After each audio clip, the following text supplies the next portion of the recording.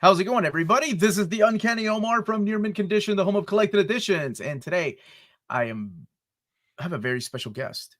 I'm going to let him introduce himself in case people don't know who he is, but I assume everybody knows who you are. Sal, who are you?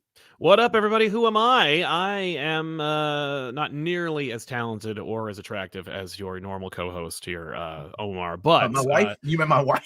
Very much so. But you're close second, and then distant third, me, Sal from ComicPop, Oh, YouTube channel, all comics. You can also check us out on YouTube.com/ComicPop Returns, which is a podcast-oriented comic book channel with my wife Tiffany. It's a blast. Just making videos about comics and having yucks with my pals.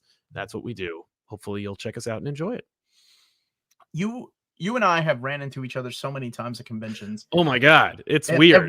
Every time we're like, hey man, we should do a collab together because we share a similar, there's a lot of your viewers that watch my stuff and they're always saying the nicest things about you. It's never like, I've never seen a comment that is like, man, ComicPop sucks. That's from here. Like, it's never like that. It's always positive and like, man, you and ComicPop need to do an episode together. You guys really know your comics and stuff. And I'm like, oh yeah, absolutely. Right. But life, right? Like, you got plans, you got schedules, you got things, and then like, no, it's true. I see you at cons. It's like, Sal, let's do something, and you're like, yeah. And then we never do. Yeah. I mean, that's like that happens. You're in good company though, because that happens all the time. Whenever I bump into Mitch Gerrits as well. When I see Mitch, he's like, dude, we need to do a show. And I'm like, I completely agree. And then I just never call. And it's just, I just never have the time. Like I was squeezing in things because it's not even like I live a charmed life and I have no time for anything. But like, it's just maintaining this, like as you know, it's for you, it's not a one-man show, but it probably feels like it is because of how many plates you have to spin in the air.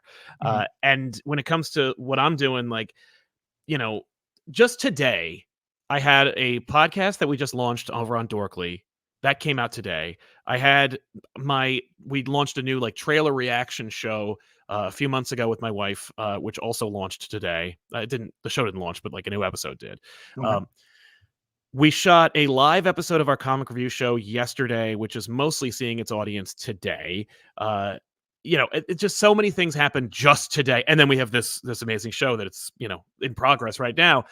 All that's happening on Tuesday. And it's like Wednesday, Friday, like everything. And so like, I was talking to my uncle and he's like, hey, when should I call you? And I'm like, how about Thursday? I think I might not have anything going on Thursday. Oh, but not until after 4.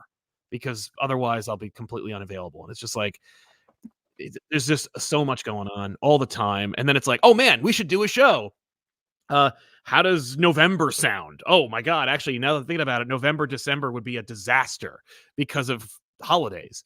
So it's just about like coordinating because the spirit is willing, but there's so many hours in the day, especially now. Like I'm doing like this weird, like inverted promotion tour. It's not weird. It's wonderful, but like I'm on more shows than I ever have been because I'm actually plugging something and just having the time and just doing that. I'm just like, oh my God, like there's never a day I'm not doing something.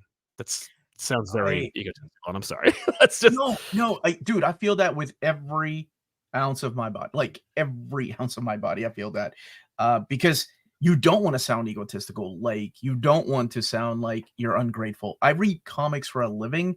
Yeah. And it's amazing. Like, oh no, it's a gift. It's awesome. It's a privilege. We're living our best lives right now. It's amazing. And the fact that, like I can read and talk to people about it and they want to know more about it. It's just wonderful. I like, oh my God, 15, I always say 15-year-old Omar would have been like, first of all, confused by the internet and all of this that's going on. What, you could share your thoughts on this thing? Like, the Sega channel was years away from 15-year-old Omar. So we were far, far, far from the internet back then. But yeah, it's the same way with me. Like, I have friends that go camping. We do an annual trip. And we've been doing it since we were like 15, So it's like we're coming up on our 31st year doing it. And and they're like, dude, you're going to come this weekend, right? And what's interesting about that is that I did finally last year. I went And my buddy Matt, who has no idea how the internet works or anything like that, he was like, dude, why can't you just come? You make your own hours, right?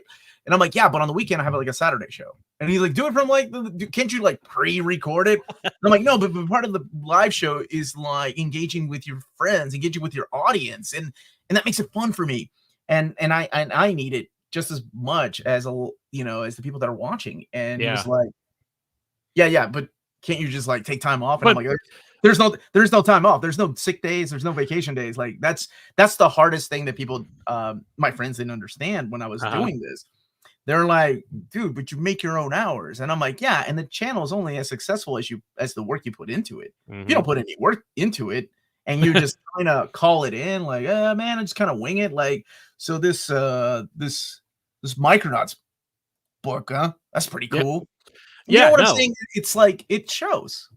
Absolutely. No, you see the seams if you don't put in any effort, or if you're like, especially in your heart, like when you're doing the work and you're not performing as well as you should be, or you're not putting in any like pre-effort, you feel like you're making a bad product. Like I feel like if I'm not prepared, like there have been episodes where like I've shot that I'm like 10 minutes in, I'm like, this isn't going to work. Like, we're just not going to do this, because I'm not prepared, or I'm not like in the right headspace. And it's just like, we have to get it right. We have to make it work, because also if we don't do it now, it's not going to come out.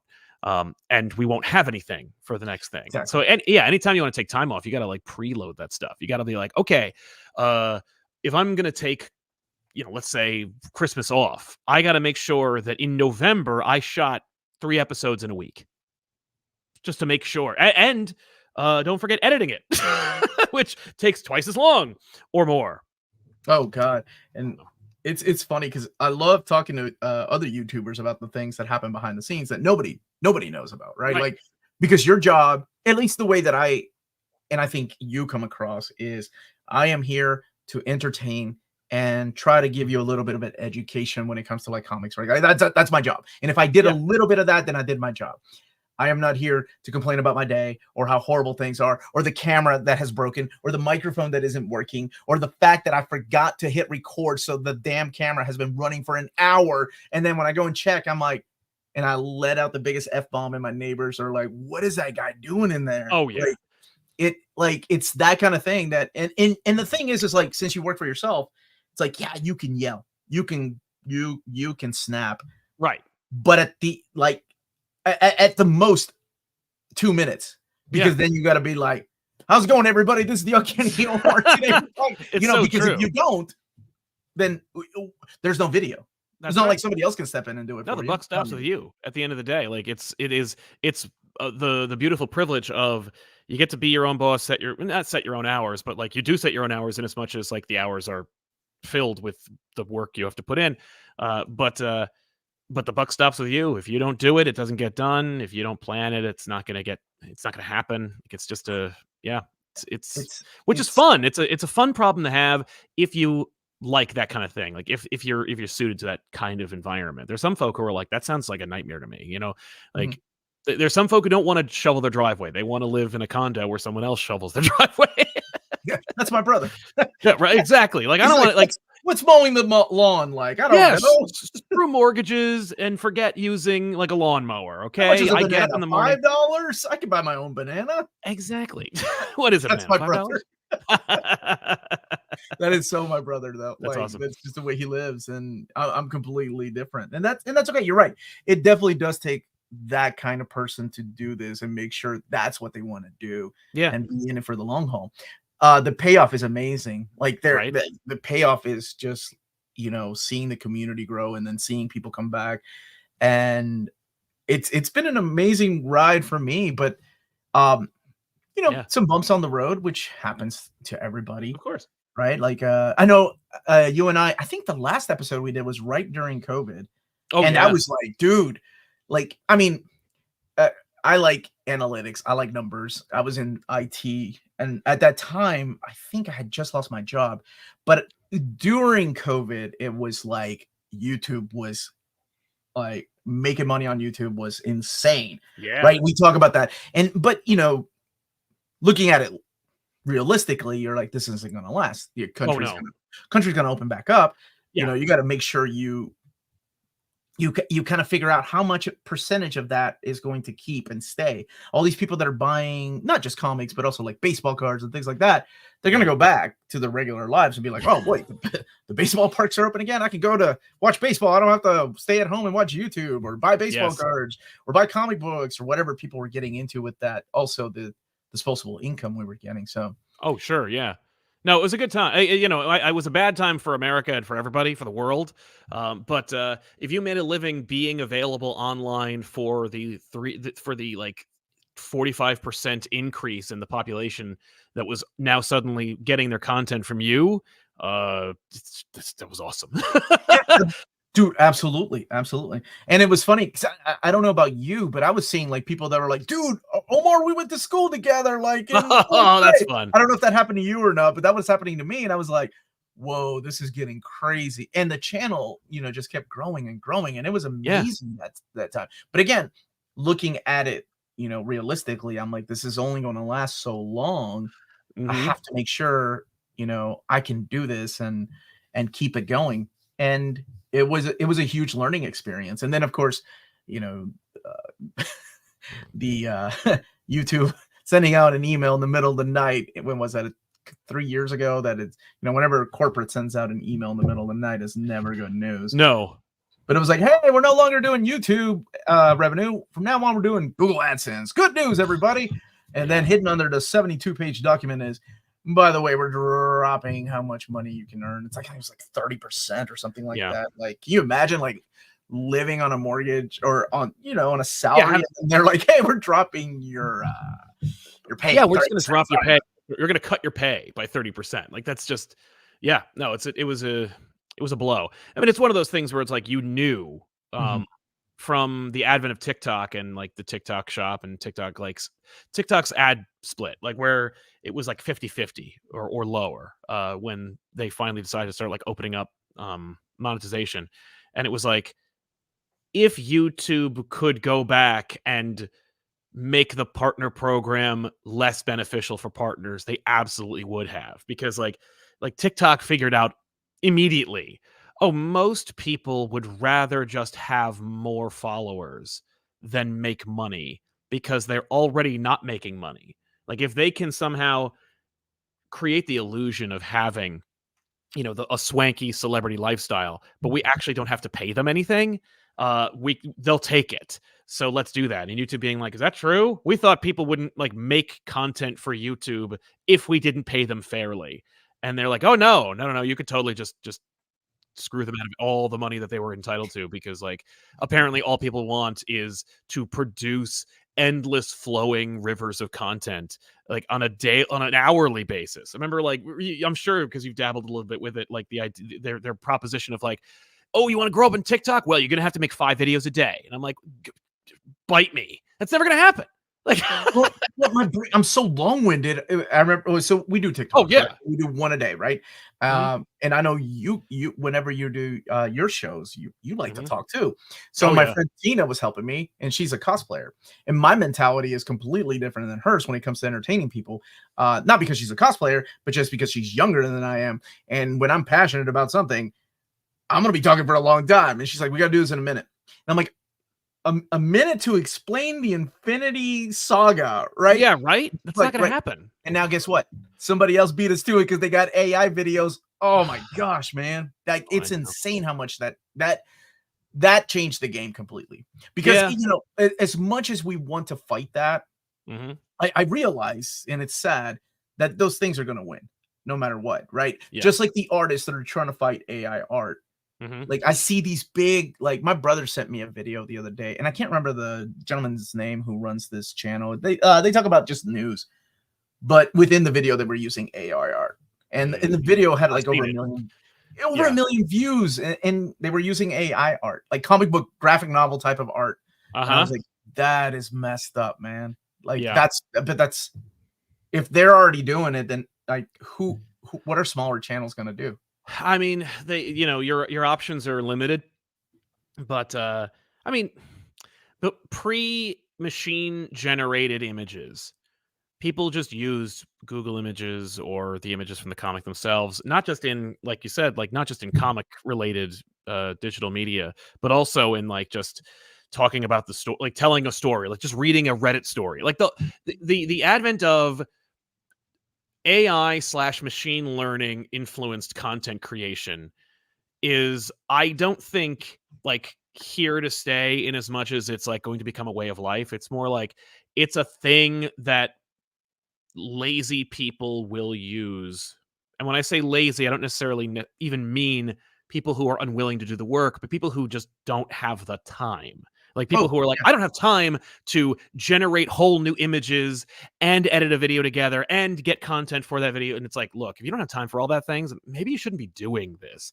But when has that stopped anyone from creating an enterprise of like industry based off of just off the backs of, you know, evil technology?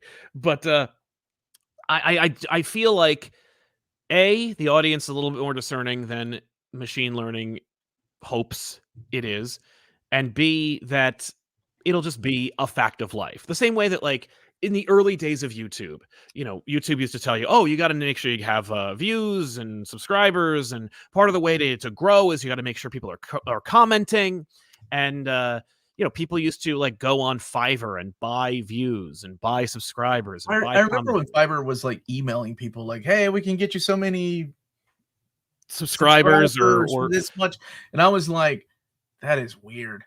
Yeah, and I'm good. Right, exactly. But like that's the thing, is that some folk were like, it's too tempting, it's too available to resist. And we still have that today. Like one of the podcasts I did, it dropped today, and that like the first 6 comments were like fake chatbots comments. And it's just a way of life. And it's like people just ignore them, they don't engage with them. Some like maybe people who don't understand that like a beautiful woman as an icon saying like this is greatest video ever with like 16 different emojis after it isn't a real person. But what? Yeah, right. I know. I'm sorry to blow your mind, but in addition, I feel like that's just unfortunately a way of life. People just like, oh, we just have to wade through this garbage until eventually it just doesn't pay to do that anymore. And I think machine learning image generation is a similar situation where it's like human art is always better. It always will be. And so, yeah, like and the more we denormalize it, the more we, I hesitate to use the word stigmatize it, but the more that we like go, that is made by a machine, stealing from other artists and hobbling together this thing that may upon first glance with no discernment whatsoever looks pleasing to the eye, but otherwise, if you look a little closer, is hollow and empty and devoid of any meaning or effort. People will be able to immediately recognize it in their own minds and in their own view, and then categorize it and go like, all right, I'm going to waste my time. Like, oh, this is trash. You know, just immediately, oh, this is trash. You know, it's like when you find out like a content creator is also horribly toxic, you know, where you once loved their stuff, you find out who they are as a person, and suddenly even their old videos are unpalatable to you. I feel like that's going to be a similar situation with machine learning art and content creation that is dependent on it. But I understand your situation, and that's the thing, is like most comic related digital media that is produced on the quick that relies on machine learning is going to be informational. It's going to be like a Wikipedia article just condensed into like 30 to 90 seconds and then put out there as quickly as possible. And it's just like, you know, once everyone has gotten that out of their system, I think it'll make room for people who actually make genuine content, or you know, it's, as long as, and that's the thing, is like I don't know about you, and because we make such different stuff. You make different stuff from me, and we make different stuff from that. So I never really then like, you know how I encountered this firsthand, and I promise I'm going to get to the chat here in a second. I'm just because we haven't caught up in so long, but I encountered this through one of my wonderful viewers was like, hey, are these your hands? And I'm like, whoa, that's a weird opening line. But he showed me a video clip on TikTok, and it was somebody that was using my clip of the PRH books for an advertisement of PRH. without asking for permission. And Oh, so I said, those are my hands. And what really that bothered me, but what sure. really bothered me was the number of views that video had. Oh, yeah. And it was and the AI voice that was teaching you it was like about Invincible. It was like a fight about Invincible, the biggest fight of Invincible. And I'm looking at the views. I'm looking at this it's like a 59-second video. And then I see my hands. This video is sponsored. Like, obviously not the guy's voice, because I messaged him. I'm like, hey, my hands are in your video. You know, Yeah. you're probably giving me a heads up. I don't mind like sending you like a picture of the things if you need. And he was like, yeah. No, dude, it was a kid. He reacted like a kid. Well, that's the thing. It was a kid, and right. He reacted like a kid would. Like I would have if I got caught. He was like, LOL. I just thought you were a big channel, and I didn't want to. You wouldn't notice, yeah, that I could like get mine without having to like more subscribers than I do on TikTok, dude. What are you talking about? But I didn't. I'm not. As soon as he said that, I'm like, I'm dealing with a kid, and then I realized that voice is not the voice in the video. Oh my god, this is like. He's using AI voice, right? Which a lot of those channels do. Like, who is Invincible? Who is what's it called? Right? Obviously, the kid is not that voice. So, yeah. Long story short, like he didn't take it down. Like he didn't take it down. He laughed about it, and I was like, "Hey, you know, I need to go ahead and file a claim, like a strike. Like, you don't want a strike, is what I said. I gave him like a heads up, like a month." And then after he got the strike, he immediately messaged me going, "Hey man, they're threatening to take down my channel. I'm so sorry. Can you go ahead and take that down?" And I said, nah. I tried, dude, like a month. Like because I was, I've done a lot of bad things in my life, and I try to give people second, third chances sometimes, but it was just like, you're ignoring me. Like, you purposely ignore me. You laughed it off like it's no big deal. But I was like, all right, cool. Yeah. That's the way you want to handle it. I'm going to show you how real life works. Exactly. And I'm so thankful that, like, as a kid, I never had access to any of this stuff. Like, as much as it would have been, as much as because the thing is, like you said about how if you had told like 15-year-old Omar about any of this, he would have been like, if someone had told 15-year-old me, like, hey, one day you're going to like talk for a living about stuff you like with your friends and make like a living doing it, I've been like, great, when? Like, because I've not that like I always expected to be successful, but I've always like wanted to do this. I just never knew where it would go or how we would make it happen, but like with the existence of, influences, I'm going to date myself, but like Wayne's World, where, there's a whole cable. Yeah. We used to be on Cable 10, my friends and I. That's awesome. See, my friends and I made videos, but like public access said no. They were like, absolutely not. Under no circumstances is this going on television. And we were like, okay, well, one day the technology will catch up to us. And then eventually, we the podcasting became a thing, but YouTube, and we were just like, oh, finally it's here, and it's like even better because there's no arbiter, there's nobody in the way. We can do this without anybody telling us we can't or making us compromise to some extent. Always extents, right? Because then you have YouTube and Google always watching. Really quick, I'm gonna get some super chats. Thank you, Silhouetted Animator, Brolin and McConaughey. Passed on DCU Hal Jordan. I didn't even know McConaughey was up for that role. Someone get Josh Duhamel on the phone if they are looking for a 50-year-old Hal Jordan. That's an interesting route they're going. Usually, like, I'm so used to the MCU casting people like young people. I would hope. I mean, but these guys are never thinking that far in the future. Like, would Josh Brolin be a really good Hal Jordan? Sure, but like, could we try to find someone in their 20s who could be Hal maybe more than twice in a row?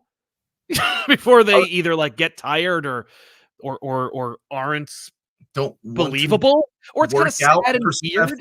Like it just not that like it would be sad and weird to see like a 59-year-old or even 62, 67-year-old like Hal Jordan cosplayer. Like that's cool because it's like you're a fun guy. You made your costume. You're going out there expressing your nerd. But like there's something weird about like watching like a movie and seeing like, hi, I'm the Green Lantern, and it's like, dude, you should retire. Like you're an old man. Like you should like. Really, the Guardians couldn't find anybody who might like not get tired after 7:30. I don't know. It's just like it's a weird choice but it's so and Hollywood. Realistically, though, like you can only work out so much before your body's like, yo, that's It ain't enough. gonna be like that no more. Yeah, absolutely. I mean, that's part of the reason why Hugh Jackman was like, I kind of not want to be Wolverine for a while because that's a lot of workout. Well, and I'm like, hey, Hugh, you don't need to work out that hard. Like, I know that everyone in comic books is jacked because essentially what they're drawing are like, life models with costumes overlaid on their naked bodies. Like, you're just seeing not even ideal, just like what art books showcase the human body to look like. Right. But like, I don't know about you. I like Wolverine. I think Wolverine's buff, but like he doesn't need to be completely and utterly shredded. Like, No, like Hugh could take a break. I like Derek Robertson's portrayal of Wolverine, Yeah. which is it's a short dude that's weighed down by this bone, like the adamantium bones, right? He's almost got like a hunchback. I like that. I like my Superman to look like Alex Ross, Superman, the farm strong Superman, right? Yes. Like that guy isn't muscular, but he's farm strong. Like he's been, plowing fields and stuff. That's that. So I get it, but it's Hollywood too. So it's Hollywood, and it's Hollywood in so many ways where it's like Hollywood's like, well, the people are going to expect them to be Adonises, or at the very least the most like the peak or beyond peak.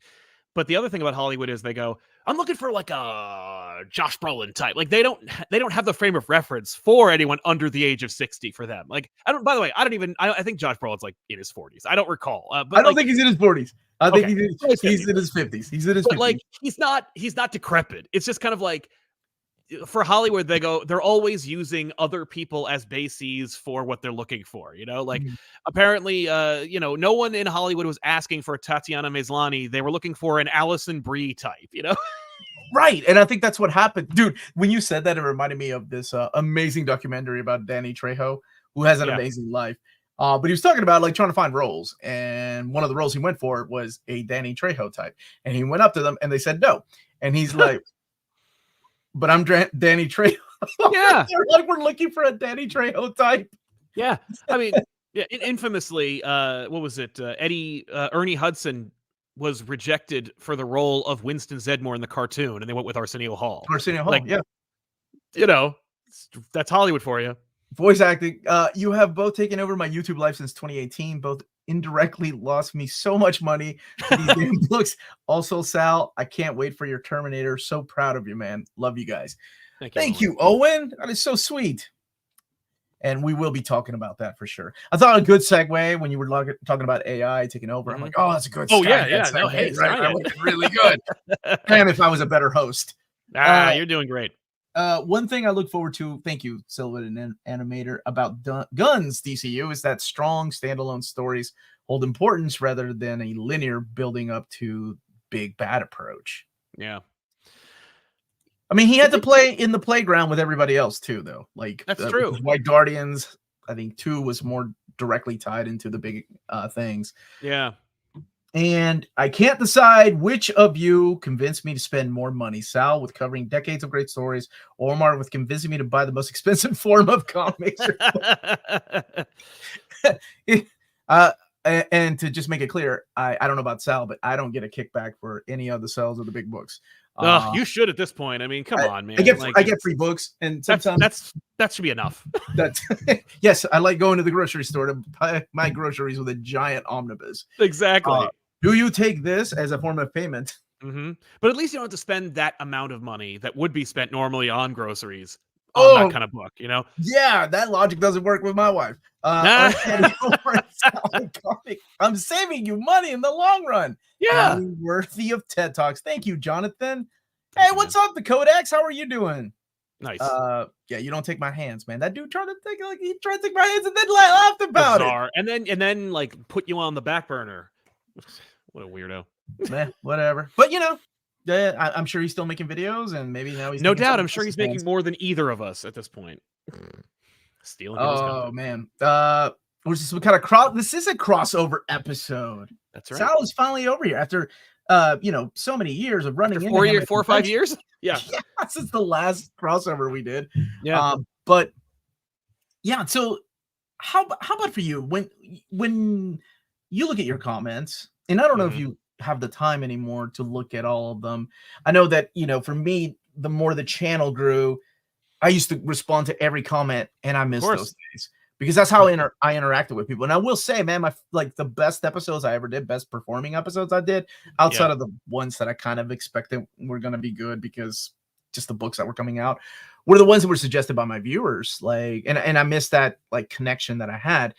But do you see like in your comment section like negativity towards comics nowadays or comics from long ago? Like, No. how do you, what do you see out there? I mean, in our comments, it's normally people reacting to something that we said, and it's rarely like giving us a kind of like pulse read on the industry. Although they'll occasionally ask us to like talk about a certain book, and that's how we'll get a nice like smattering of insight into like what might be successful. But even then, you know, I'm kind of aware of it by that point. Like people saying like, "Do more Immortal Hulk." I'm like, "Oh, is Immortal Hulk successful?" I had no idea. Like, thank you. And by the way, I appreciate anybody who wants to share like what they're passionate about with us, just because we are a passionate channel. But yeah, no, I never see anybody like at this point. It would be ridiculous, I think, for anyone to show up and be like, "Comics are stupid." And I'm like, well, "What are you doing here, man? You just watched like a 90-minute long video about that was exclusively about comic books, and then said, and that's your contribution." Thankfully, that seems about right. Yeah, no. Thankfully, it has also like evaporated. Like that kind of existence. I know. I noticed that too, and I think a lot of that has to do with the way that you almost like, yeah, in a way, shape your channel, right? Like, because you make decisions early on that can harm you or elevate your channel, like surrounding yourself with people, or even some of the guests or some of the comics that you talk about. I think that's one of the most important things that I've learned about doing YouTube for a living was the kind of content I want and the kind of conversations I want to have. So no matter what, I decided long ago, before anybody started sending me stuff, was I think I'm going to leave out my thoughts on why I think something sucks. Right. Because, hey, I wasn't in my 20s anymore. I was in my 30s when I was starting to do almost 40s when I started to do overviews. And I'm like, I'm kind of done with that part of my life because it's so much easier to hate on something and crap on something than it is to find the good in things. Yeah. Now, if people ask my personal opinion on things, I don't mind sharing, you know, what I don't like about certain arcs or certain stories or certain creators writing techniques. But as far as like giving people an overview of something, I take myself out of the equation and just tell you a story. And I always use the example of like the latest one I think is like Identity Crisis. Like I hate that story with a passion. I hate Identity Crisis. Fair. But if you watch my video, this is what I would tell anybody. I'm like, I bet you couldn't. You never know. Identity Crisis. It was just like, here's the story, and this is Rag Morales. This is what happens, and you know. But if I were to do a breakdown of why I hate it, it took an hour because we actually did an old reader, new reader many years ago on that one. But I think once I started doing that, I think that's when people started coming to my channel more because it was. And I would see comments about like how much negativity there is out there, which is why I was asking like if you ever saw any in the comment section. Yeah. No. At this point, because I put my opinion out there, and because you know we're not shy about those opinions for the most part, any negativity we get is all directed towards us specifically, as opposed to about the books. Okay, go on.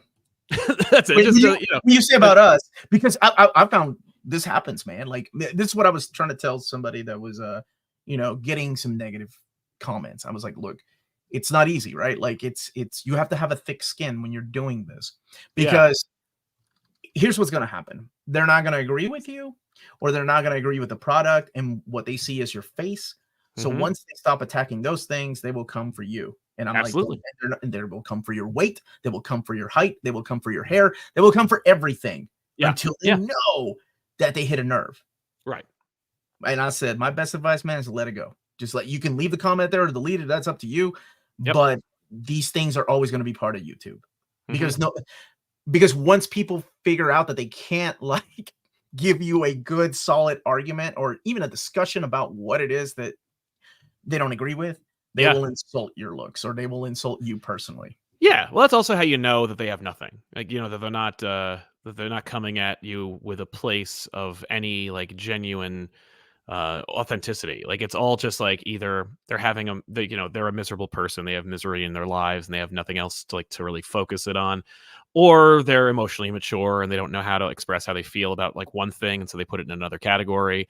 Just having like emotional perspective and just being like, you know okay, if you're gonna like make fun of someone's weight on the internet, like clearly that says more about you than anything else. And so it's like, it's just thank you for like losing the argument for me, because like it's no longer about anything. Like, you're mad at something I said, so you're going to attack something that you can see.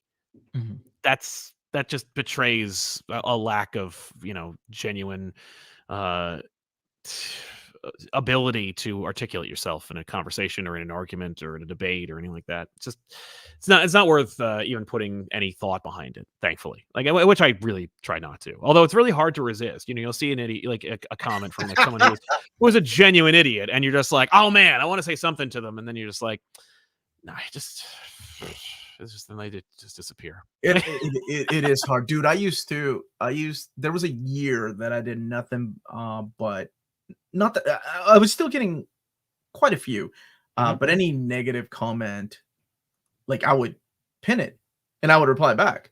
Oh, because I thought, okay, if you've got the balls to come at me like this, then you're gonna get a rebuttal, and you better be ready to answer, because I'm gonna make sure like you regret that being right. like, because that's just the way I am. Yeah. But then and dude, 9 times out of 10 they would delete the comment. 9 times That's out of 10. interesting. It's very rare when they do, like when I used to do any kind of engagement to that, like it was always a delight. I'm like, thank you. But it was also like, it was a delight where I'm like, they deleted their comment. But also it's I think a little glimmer of hope, because it means that they were in any way self-aware enough to go like, it was like, whether it was I was put in my place or I realized that this was a stupid thing to do, try to like argue on the internet, that means there's at least some measure of hope for you, because as opposed to people who are like, well, I doubled down, and my ghost account icon is known for being, a trash talker or hashtag toxic, and so therefore I will make sure that I plant my flag and remain here and just double down on my argument. It's like, dude, like you're in another reality. Like, no, thank you. But anyway, it's funny because like the hater thing doesn't, like, for me, it doesn't even exist. Occasionally, like, it's so rare that it happens anymore that I'm like, oh, look, an idiot. And then they just disappear. Like, it's just, there's nothing else, nothing could have actually made that more clear than like this Terminator thing. Cause I'm like, I'm writing a backup for Terminator, and you don't say. Right, exactly. Who's the first I've heard of it? Yeah, it's dude, quite tell exciting. me more. Oh, I will. But the only thing I've ever seen has been positive, or, if there's any contingent at this point, we're doing this for 10 years. If people who hated us, there have been people who hated us from the beginning for like 5 years. People who are just like, there was a guy who used to show up and give us a dislike every, like, within the first 10 seconds of the video's release. Like, they were like our most loyal like subscriber. Clearly they were there. They were like, I hate you. We put out a video. They disliked the video. And I knew it because like it was within 10 seconds. Like, no one in the audience had actually seen the video yet, but they were aware the video came out, gave it a dislike. For like 5 years, we got that stuff. And I've seen similar names that like would pop up every once in a while. And but after 10 years, like, we outlived them all. Like, they just eventually, either their rage imploded on them and they became a black hole, or they found love in life and they moved on, or they found someone else to hate even more than us. But like, after 10 years, it's so rare that we see any level of like that kind of rage baiting or misery. I'm like, when it happens, I'm like, oh, look how quaint. Like, that's happening again. But with this thing, nothing. And it's like, and I'm not like asking them to come bother me. I'm just saying, like, it's just been, it's been humbling in how overwhelmingly kind and supportive the internet has been. And I think that has a lot to do with the fact that, like, we have a fantastic audience that's super like supportive and kind and mature, and has like if they don't like Terminator or they don't like me, I don't hear about it because they're like, well, there's nothing contributory to say about that. So they don't bother. It's nice. I stopped doing that after one of my viewers said, "Hey, I noticed that you pin all these negative comments. I think you're funny, but if you think about it, it's still taking energy to reply back to them. If you don't sweat it, then like they go away." So Right. I thought about it because I do miss it sometimes. Because just like you, like sometimes I see a comment, I'm like, Ugh. should I let that fly? And I'm like, you know what? I'm just gonna let it fly. And I'm just gonna let it like sometimes I'll like it depends though, right? Like if they're putting misinformation out there, That's a problem. That's one of my biggest like pet peeves. I don't like misinformation. And that's something I don't try to spread. But I do try to correct it and try to stay civil, but then my smart ass ways comes back and I'm like, Of course. I should have. And also, you don't know people's mental health these days, too. Like, That's true. You don't know how what these people are going through. Yeah, I mean, it doesn't excuse it from trying to make you feel like crap or whatever. Right. But the other thing that that I will add on to that is like I used to like isolate like a comment and throw it on like social media, and I'm like, look at this guy. And I always removed who they were because I don't want people to like, I don't want to ever be accused of like targeting anybody or isolating who they are. But somebody's like, man, if you put this much energy into the comments that are overwhelmingly positive, maybe you might be more happy. And I'm like, it is like I am giving preferential treatment to the worst.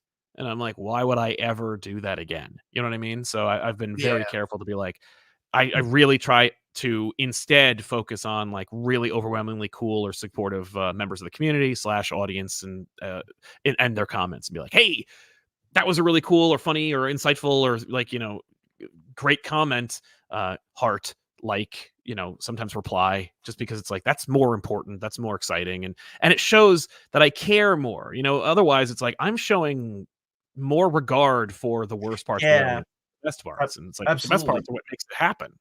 And I agree with that 100%. Been watching Sal since the start of absolutely, and just watched and found Near Mint Condition this year. My wallet have indeed been empty because of Omar and I'm marathoning back issues right now. Thank you both for all you do. You have a back like, hold on, I do want to ask that question. Thank you, Lenny Laserdisc. Hi, Omar and Sal. Sal, please get Omar on an episode of Back Issues. Yeah, we gotta get him out to Jersey sometime. I'll come out to Jersey. I'll come out to Jersey. What kind of accommodations? ComicPop's budget is limited. You get like a 2-in-1, right? You fly me, me and Don Rosa. We're both Kentucky natives. There we go. Fly me and him, or I'll drive him up there. How many back issues episodes do you have? We have more than 500, I think. Well, certainly because like we celebrated our 500th episode not too long ago. But yeah, it's funny because like we've had episodes on other people's channels. Like there's a fantastic Morbius episode that I'm like so proud is it exists, but it's on Mr. Sunday Movies channel. And by the way, with probably more views than it ever would have gotten. Thanks to Mr. Sunday, James and company over there are amazing.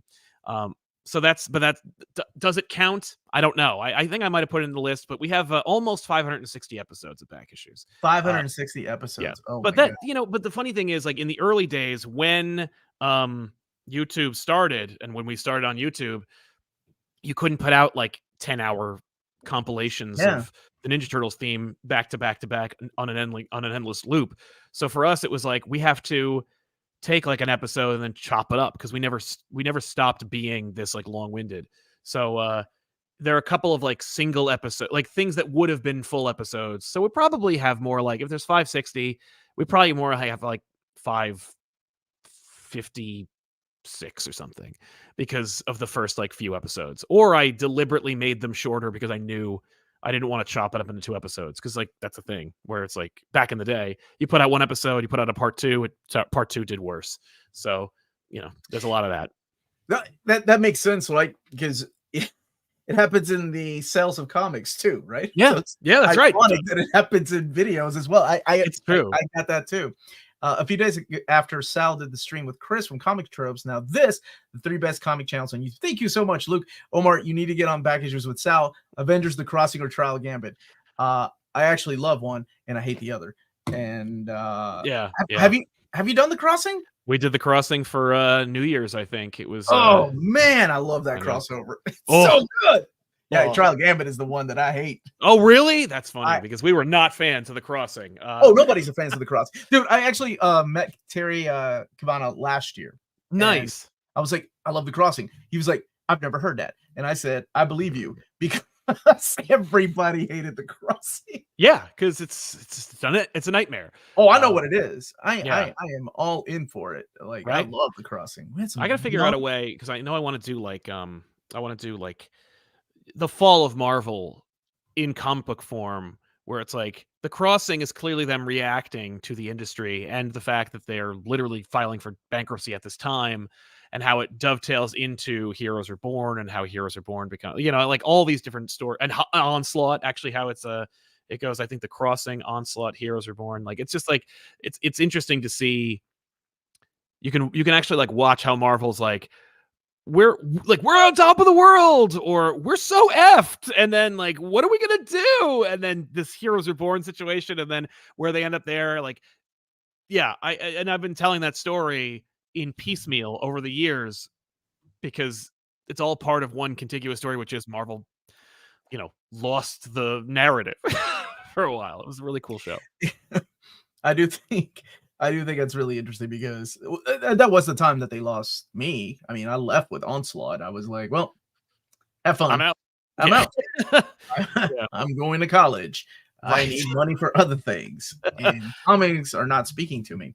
Yeah. But that wasn't, I mean, I didn't stay gone too long. There was always a part of me that it's like breaking up with a girl and then asking your friend, like, oh, you see her from time to time? Yeah, what's she up to these days, man? Just out of curiosity. You don't gotta go into details. But it was the same thing with me with comics. I was like, the X-Men are fighting crows or birds. What are you talking about, man? This sounds stupid. It's a good thing I left the X-Men a long time ago. I would hear from friends that were still reading comics, and they were like, oh man, Rob Liefeld did like the 50th issue of like X-Force on the cover. He also did like, he came back and did like some Cable. They finally resolved. I remember when I found out they resolved the 12th. I'm like, they resolved the 12th. You know how many years I've waited for that when I was a kid, and they did it after I left comics. Are you kidding? Did it live up to the expectations? They're like, yeah, it kind of sucked. It wasn't as good as you would hope it would be, but that's why I read Wizard when it was when I was out of comics. I would go to the comic book store, so I'd have a nice healthy relationship with my retailer, and I'd buy Wizard, and like that's it, just so I would know what's going on. Yeah, just to know what's up. Awesome. All right, this is a good question for both of you. Hey guys, new here to the channel, just about to get started on Batman comics. It's always been my favorite, but never read comics. Where should I start? All right, Sal, take it from here. Where should somebody that has never read Batman, where's a good place to start for Batman? It's interesting because it really is. It depends on like what about Batman appeals to you. If you want to just like be a Batman expert, you got to read the classics. But like if you want to know, like if you like the idea of Batman being a gothic loner, then you should read stories that kind of cater to that. Obviously Year One and The Long Halloween are kind of like those tentpole books that everybody kind of tells you to read. But I'm also kind of like hesitant to suggest things like The Dark Knight Returns and stuff like that, because like The Dark Knight Returns, for me, it's one of my favorite comic books of all time. And part of the reason why it is because of how influential it was and how it did upset the apple cart for me as my vision and idea of Batman. Because like for me, when I was reading Batman at all as a child, it was like Jim Aparo or Norm Brayfogle and Alan Grant stuff. It was like this kind of toe in the Silver Age. It's almost in the modern age, but like these were often done in ones or two-parters, and it was kind of like Gordon and Batman were friends and chummy, but Batman tried to be the stoic loner. But he literally led like the Outsiders in the Justice League. Like, you are not a gothic vigilante anymore, but he's still like, and he's still wearing blue and gray. So my only real Batman media was like the movies, which as a kid I wasn't allowed to see because I was too little, until Returns, which was bizarre, and then the Adam West show. And so my idea of Batman was just like what pop culture thought Batman was and what comic books were like reflecting at the time. And then I get Dark Knight Returns, and it completely just changes everything, because at the time I think I was 13 when I got Dark Knight Returns, and my comic book store guy's like, time for you to grow up. And it was like, look, today someone would laugh at that concept, but for me it was like it had all these different ideas, not just about Batman, but about like being a being an adult, and about having a vision in your head about like where your life should be going and stuff like that. So it's like it was very influential and interesting. But again, if you don't have context for Batman, if you're like, I don't know what really Batman is, if you read DKR, you're probably going to be like underwhelmed, because DKR did also then influence the entire culture. Like if your only exposure to Batman is like Hush or the the Batman show, or the new one, the Cape Crusader, or the movies like The Batman, or the Nolan movies, you're gonna be like, because it's like, yeah, no, it's all adult and dark. But yeah, so all that to say, it really depends on what you want. Like if you like epic, and you want to be introduced to like an expansive Batman story, or cast, you should probably read the Batman from like after Nightfall. I would say probably like No Man's Land, because it's like huge, sprawling, epic. It is also not really like a story. It's like a story / status quo. So there's a lot of stuff in there that's just kind of like living in the world. So you get access to like, introducing you to Cassie and learning about Catwoman, and or not learning about Catwoman, but like, here's a Catwoman story for you, and here's like this Azrael guy, and here's all this crazy stuff that like you might have heard about, or you might see referenced in current comics, but have absolutely no context for. But this will give you some. But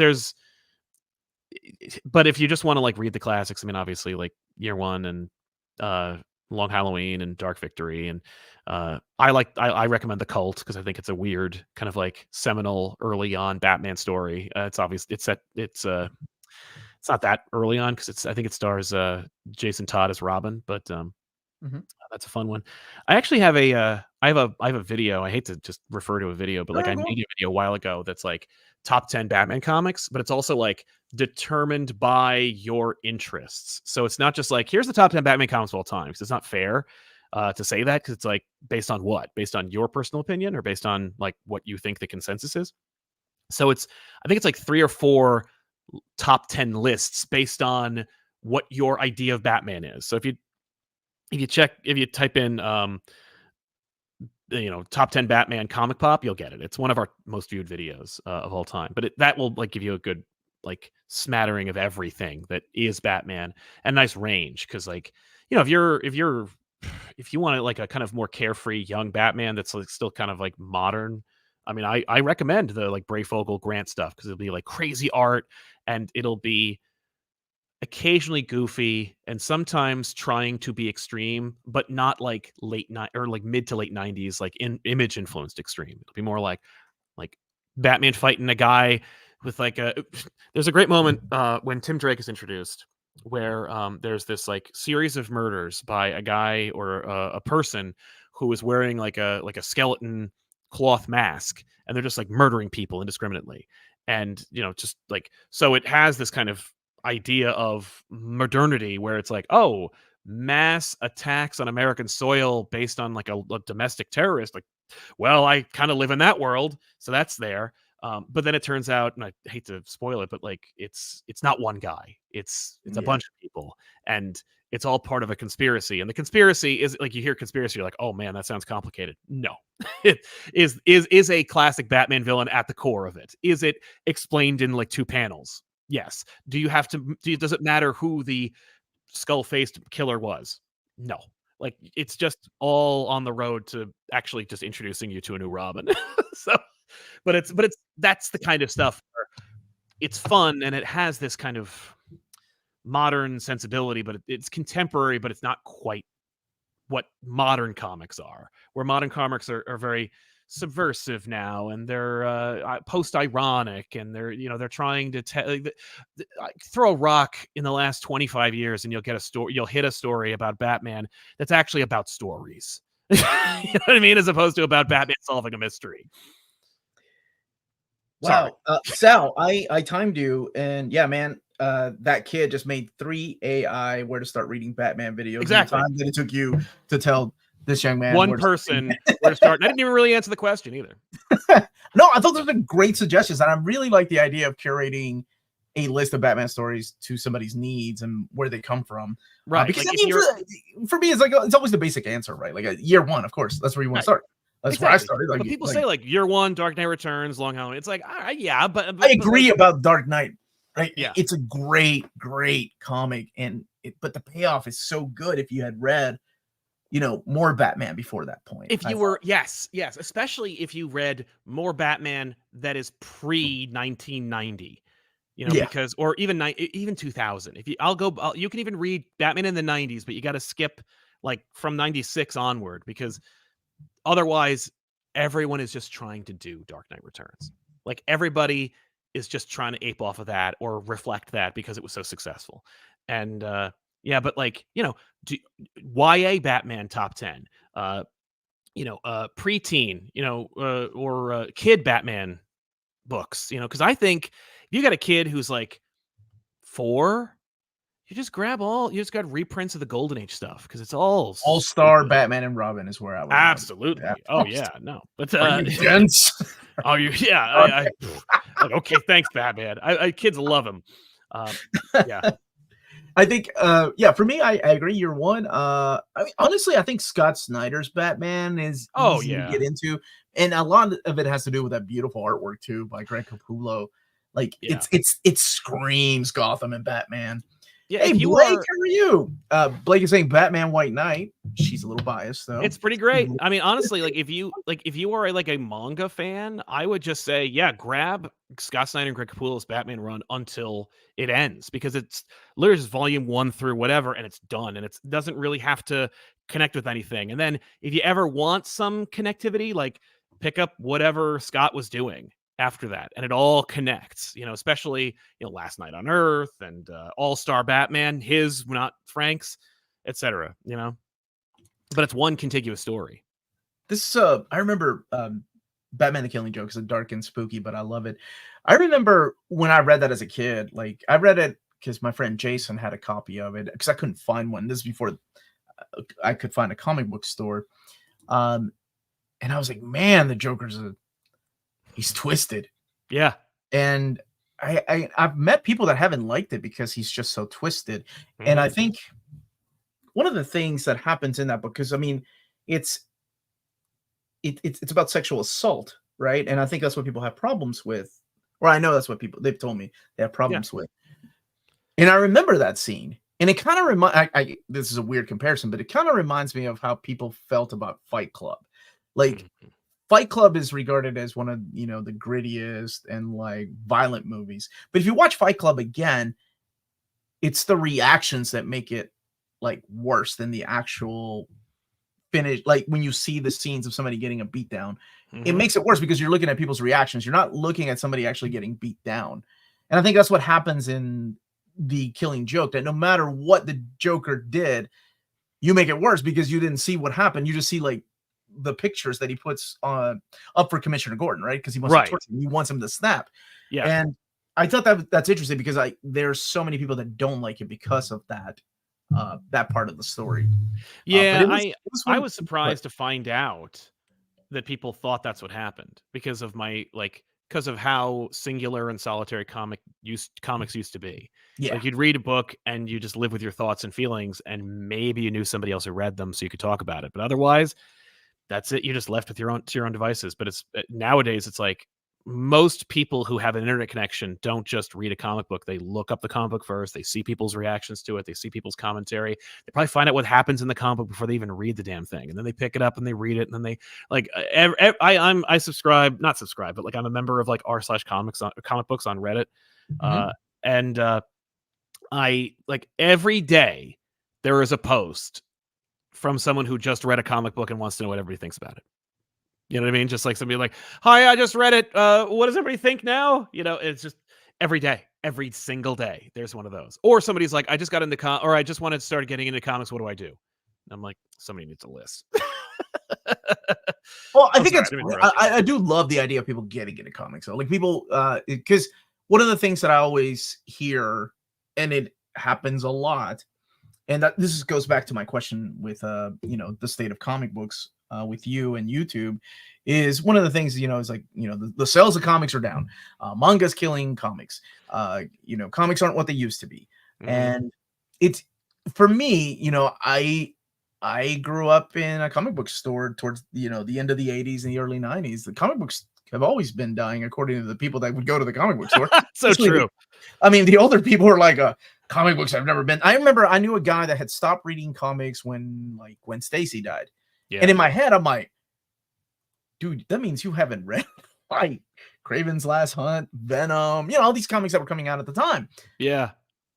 That's funny. And there were people like that, and they were like, Spider-Man isn't what he used to be. Yeah. So no matter what, I hear that, and it's funny because I've been hearing it, since I came to America in 87, and I found a comic book store in 88, I think. Okay. 88, yeah. Or 89. So since 89, I've been hearing that comics are dying. Yeah, exactly. And it's so weird that now it's kind of shifted over to social media and of course the comment section. Yeah. So I don't really like to debate people on that because I think once I see the comments, it's one of those things that I'm 46 years old. I know how to choose my battles. I see a particular comment, the way that it's written. You're not here to have a debate. You're not here to talk. You're here to argue. Yeah, you're here to start a fight. I'm too old for that. I don't have the time, and I'm too old for that nonsense. I was like, yeah, okay. So but I do see it quite often. Yeah. Oh, you hear? Well, if you're going to talk about comic books on the internet, you're going to get some smart alecky person who shows up for the first time to a debate in their entire lives, or just do a discussion and say comic books are dying. Just like somebody walking into a like, we're all having a party, and then somebody comes in and goes like, there's horrible things happening in another country across the ocean right now, and everyone here is having a party. Like, okay, thank you for bringing that up. There's a meme I've seen where someone says something, and then everyone's just like, okay, and then they just turn away from them, and it's like, that's how I regard the comics are dying argument, because I'm like, what is, at the end of the day, what is your end game? What is your goal in that discussion? You want to be that guy? You really want to be that guy that gives everybody the bad news? I'm so glad you're not. Oh, I hope they're not doctors. Right? Oh, please let me go to the family. I got this one, guys. I'll go tell the family. It's dead. Get over it. Moving on. It's one of those things that I've heard for so long, and even when I see things like, oh, manga's outselling comics, wonderful, that's great, but you have no idea how much a license costs. There is a reason why so many manga companies went under in the early aughts, because everybody thought manga's going to sell. I mean, look at Tokyo Pop. The beast that it once was is now print on demand for 4 books. And because you don't know how much a license costs, you don't know how much it costs for translators. There's a lot of things at play. Sure, it's outselling comics, but at the end of the day, that issue of Spider-Boy or that issue of Robin is probably making more money than the licensed new printing of Vinland Saga or whatever it is, right? And we're not privy to sales like that. No, that's the other thing, is that certainly we don't know how the sales are, because they keep that stuff very close to the chest. But also okay, manga's outselling comics. All right, what one does not have to do with the other. People, I would hesitate to think that it comes from a xenophobic attitude of we can't let them do that, but I understand. I watch, buddy. Yeah, what? Never. I'm just dude, okay, keep buying more comics then, or buy the ones you like and say goodbye to the ones you don't, but or buy more manga, I guess, enjoy. But if you love manga more than comics, go enjoy it and just keep it to yourself, or keep it to your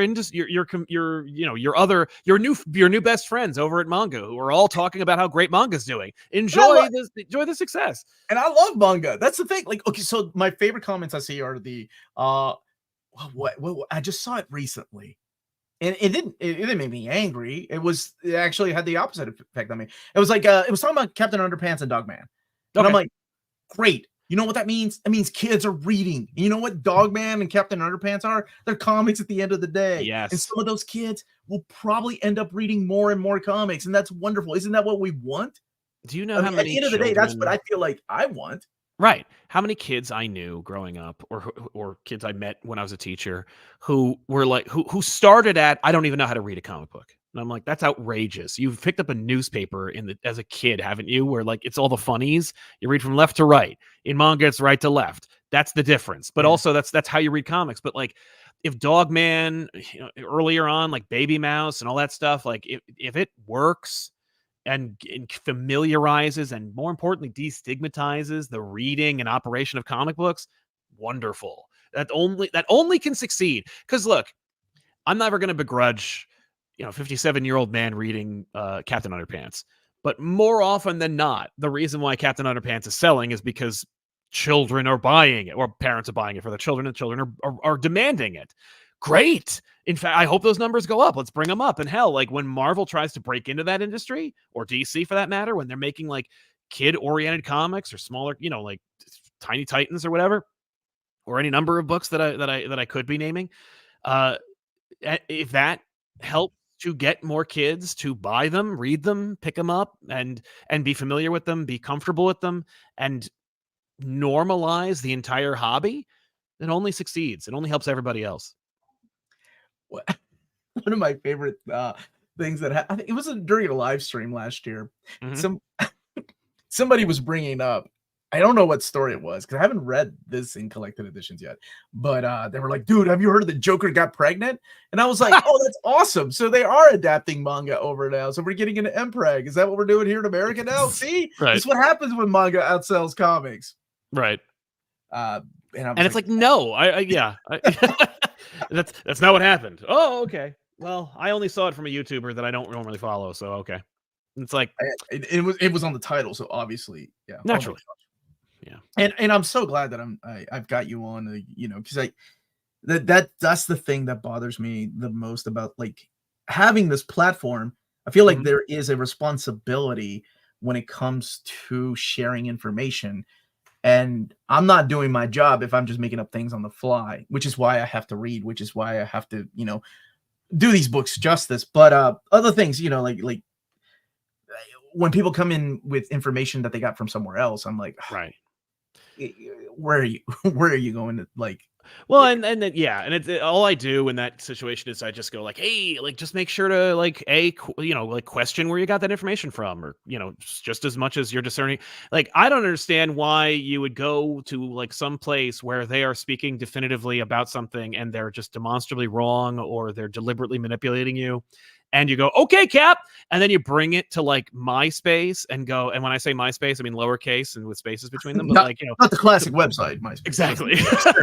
But like when you bring it to my town and you go like, didn't such and such, or aren't you wrong about blah, blah, blah. I'm like, how come you're asking me all the questions, but you're not asking them all the questions? Like, how come I need to be like held to task? But the like where you started on the wrong foot isn't culpable in any way. Now, and that's just more of an esoteric rhetorical kind of conversation. It's like clearly that no one's ever going to be answering for that.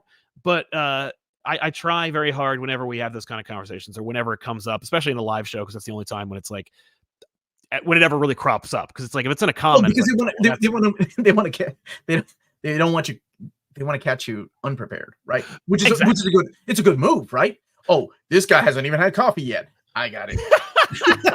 It's so true. But like, I just go like, yo, question everything and make sure to be discerning and, make sure to be well-read and have critical thinking skills. And it's just like, just be sure that where like, understand where you're getting the information from and what the, what does someone have to gain by what they're saying to you. And if they, if it's, we at ComicPop, like we put our, it's on the masthead of like what we're doing. We're having fun, that is the end all be all. It's like, that's why I treat it more like a comedy show. Like I talk about our stuff more like it's a comedy show than it is like an informational Wikipedia dump, because it's like, sometimes we're going to say stuff and it's not necessarily like correct so much as it is curated for the joke. And when I say that, I don't mean like we change the narrative. I'm saying like when we go off book, like when we're like talking about a story and then we'll go, and then Spider-Man will go like this, or he's doing something nefarious in the corner. It's like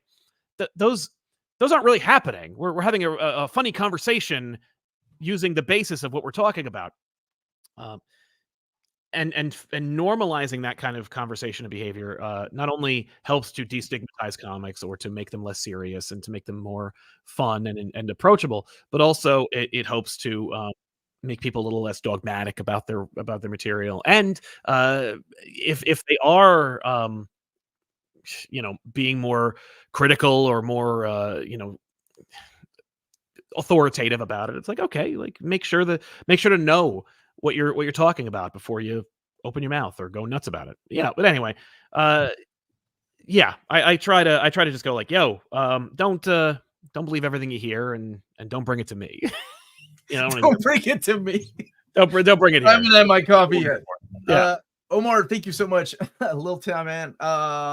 Bring back the reading orders, please. I do plan on bringing them back. I promise, I do. Sal, do you think DC and Marvel need to invest more in Elseworlds stories or in reboots? I mean, I would just Sal, invest which in. do you prefer? Yeah, I think Elseworld stories. I think reboots are kind of like the problem has always been that when you do a reboot, for the sake of reboots or for the sake of sales, it artificially inflates the business, and so as a result, you have to do them in shorter order to make the same or similar return. Like Crisis on Infinite Earths was not necessarily necessary. You read about it in like Wizards or in interviews. You hear people back then talk about it, like Wolfman, and they're like, when it was closer to 86, when they were doing it, they were talking about like, we had to do it because people were confused and because we had all this stuff and all these different disparate continuities going at once. And what are we going to do about it? And how are we going to fix it? And I'm like, it's a low stakes situation. You didn't need to fix anything.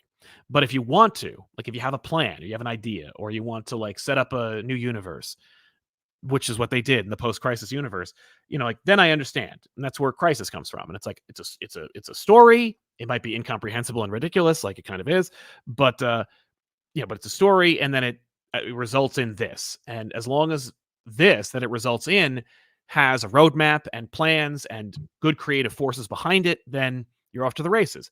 But I remember when 0 Hour was invented and they were like, oh man, it's 10 years since Crisis. Let's have another one. And I'm like, whoa.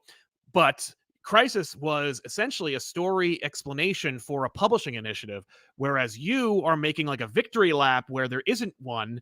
And what did it result in? No one remembers 0 Hour, or if they do, they remember. Hey. Right, exactly. I still have a tattoo that says. Do you really? No, I don't have a tattoo. I was like, Dan Jurgens has a tattoo that says "I survived 0 Hour." Right? Oh man, that'd be awesome though. That's a fun concept though.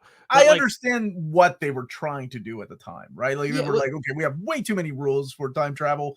Let's just focus on one rule and call it a day. Right, but it became overcomplicated, and at the end of the day, we got. Well, they threw it out. Like, you at the end of 0 Hour, they're like, here's the timeline, which is immediately dated and thrown out. Like, you can't use it because now we got hyper time, so we don't have to worry about that. Hyper time fixes everything, obviously. But Mark Waid knew what he was doing. No, Mark Waid knows, because Mark Waid's also a storyteller, and he's like, well, if you're gonna like, because you can't definitively say anything, you can't definitively declare anything, you can't say like a year, you can't say a brand, you got to be careful. And so he's like, here's how you tell a story within those confines.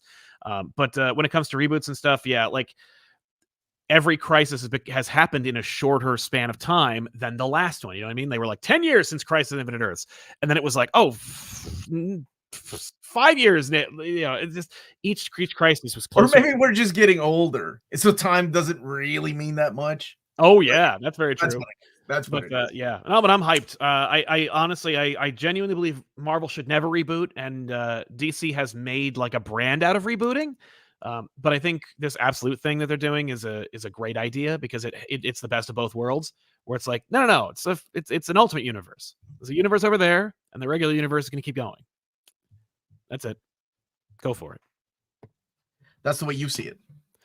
Yeah, I'm all for alternate realities. I was a sucker for Elseworlds for years. Some of my favorite stories come from Elseworlds are great. And yeah. What if? Oh, I grew up with What If comics. Oh yeah, like those were some of the best like dark stories, because felt like the editors were like, yeah, sure, you can kill go ahead and kill everybody you want to. Practically every What If book that didn't star Spider-Man killed him, and every other Spider-Man story that starred him also killed him. I love that Spider-Man became like, wait, this is an X-Men comic. Why is Spider-Man getting blown up? Right? It was so good. Read Batman Year 2. That's all you need. Ugh. That's right, DV. That's all you need. Yeah, Year 2 is yikes. So, Sal, don't do this to me. I just found out you don't like Avengers: The Crossing. Now you're saying you don't like Batman Year 2? I don't know about this crossover thing, I man. know, I'm sorry. Breaking my heart. That's okay. Everybody's entitled to their opinion. I like the art of year 2. Of course, Alan Davis and Todd McFarlane. Batman has a gun. Tell me that's not edgy, man. That was badass. Yeah, sweet. That's my version of Batman right there. Is a gun-toting maniac. What drove? Anyway, you know what? We'll review Batman. The art's great. Yeah, Batman year 2. Yeah, it's the second time you mentioned that. Mike W. Barr, sorry about that. Hey Omar, I just bought the Ultimate Mayhem companion book and the Ultimates Complete Collection by Al Ewing. Good choices. Also, John Cassaday passed away, the man who did the Astonishing X-Men comic series. Rest in peace. Yeah, that was 52 years old, man. That's not old. Too young.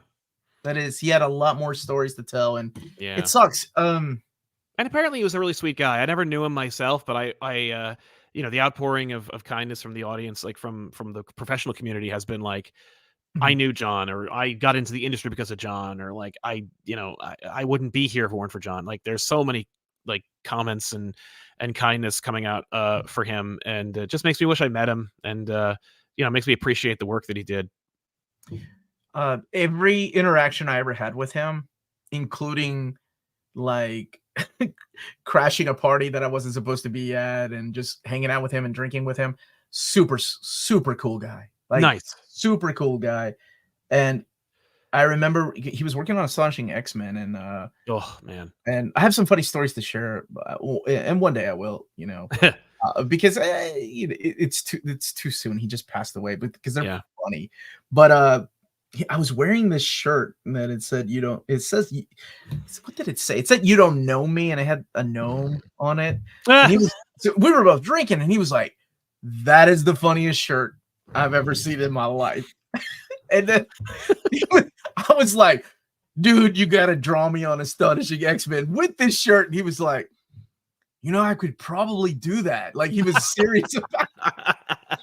Like I said, super nice guy, man. Just it's a shame. I never like when a creator passes, because it feels like part of my childhood, selfishly feels like part of my childhood is dying. Yeah. But when it's somebody so young, it's also like, well, that's just not fair. Like, Absolutely. And I know life isn't fair, but it just sucks. Like, because, you see his art on something that the reason I came back to comics was because right after Grant Morrison left, it was Joss Whedon's Astonishing X-Men with John Cassaday. Like, such a together. And that solidified my stay in comics, and I wouldn't have this show without that particular book.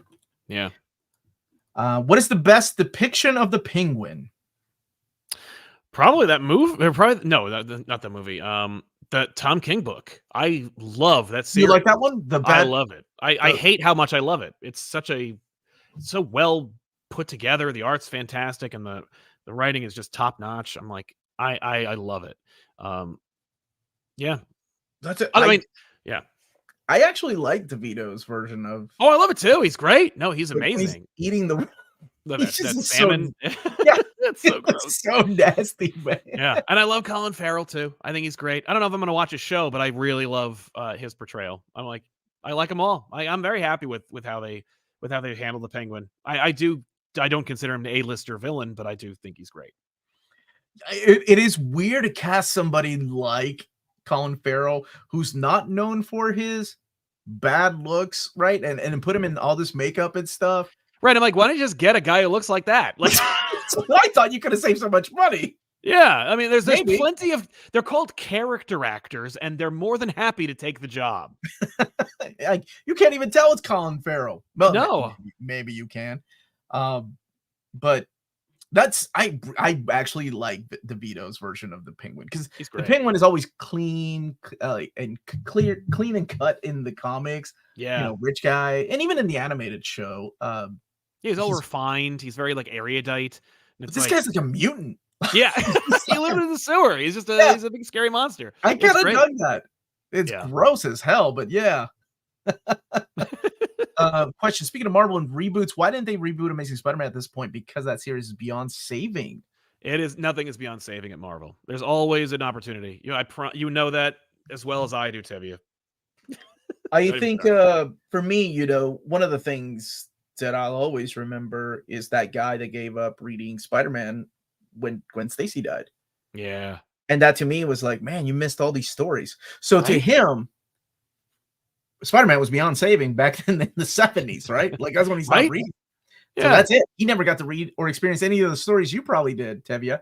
But like, no matter what, like I think we've gone through some bad times with Spider-Man.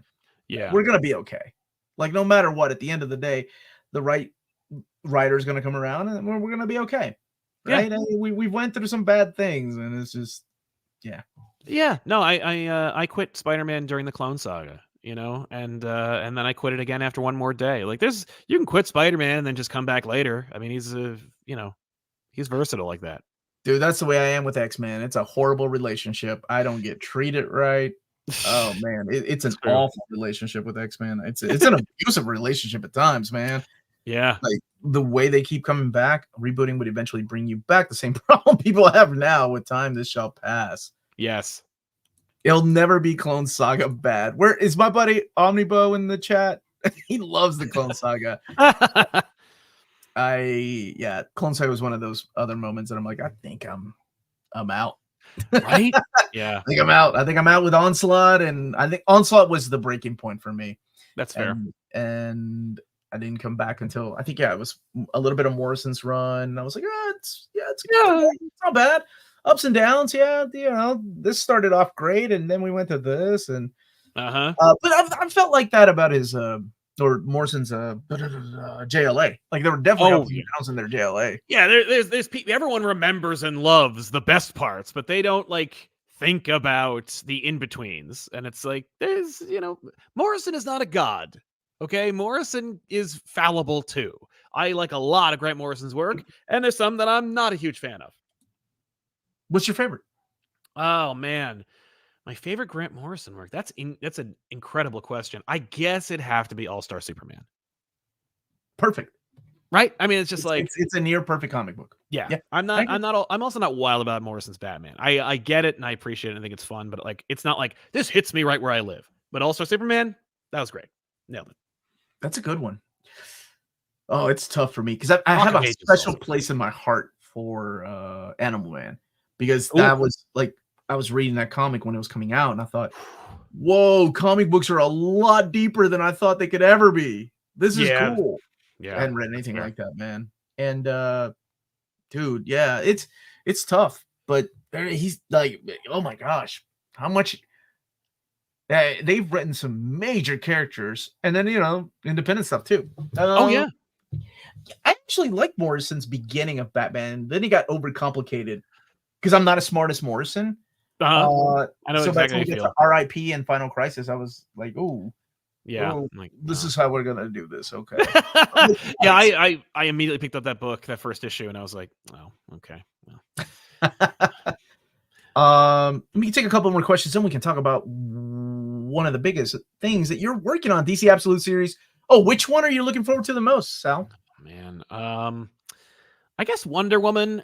Same. Because I read all Absolute Batman already. Humble brag there, but brag. By the way, it's awesome. Like it's worth getting. Like it's really good. But I don't know anything. Like I was at the DC like all in / absolute panel at San Diego, and when they dropped like that like art by Hayden Sherman of Wonder Woman, I was like, I need to get this book. I don't even know what the hell's happening, but I'm in, and it just looks cool. It sounds great. I'm really excited about it. Hayden Sherman's artwork has just changed so much over the years. I got to interview Hayden last year at New York Comic Con. I was a big fan of Wasted Space. And I had no idea how young Sherman was until I interviewed him. I was like, this kid came up, and I'm like, hi, I was looking for Sherman. And he was like, oh, I'm Hayden Sherman. No, you're like his son, right? Right. And yeah, we got to talking. I'm like, holy crap, how old were you when you started drawing Wasted Space? Because that was like 6 years ago. And apparently, that was like Hayden's early work that they found it. Now Wonder Woman. So very excited for Wonder Woman too. Absolutely. And